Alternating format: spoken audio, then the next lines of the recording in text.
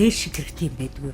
Авч чадахгүй дээ голд байгаа болохоос бол жижиг дунд үйлдвэрийг дэмжих одоо талаар төрөөс олон төрлийн арга хэмжээнд хэрэгжүүлдэг л дээ. Энэ ажлын байрыг дэмжих зорилтоор ингээ олгоод тэр 3% хүүтэй урт хугацаатай ийм сайхан зээлийг олгож ирсэн боломжоос танах авч чадсан уу? авч чаддгүй учир нь ямар юм байдаг вэ гэхээр одоо энэ мод энэ үндсэн бүтээгдэхүүн маань үндсэн хөрөнд бүртгүүлдэг. Хөлөмчин ч үндсэн хөрөнд бас бүртгэж чаддгүй. Тийм учраас бидэрт одоо ингээ хүн харахад хашаа дүүрэн юмтай мөртлөө барьцаагүй одоо нэг ядуугийн юм болчдөг юм хүмүүс байгаа. Тэгэхээр юу гэхээр одоо үндсэн хөрөнгөнд энэ модор модыг бүртгэх бидэрт бол үнэхээр зээл шиг хэрэгтэй юм байдгүй. Ягаад гэвэл урт хугацааны зээл авчих юм бол бидний чинь санаж байж байгаа юм их байна.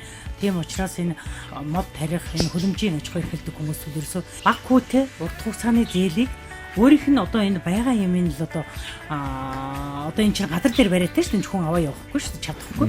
Энийг л барьцаалаад зээлийг олгож явах юм бол эдгээр бол юм хийн авч чадахгүй дээ голд байгаа болохоос бол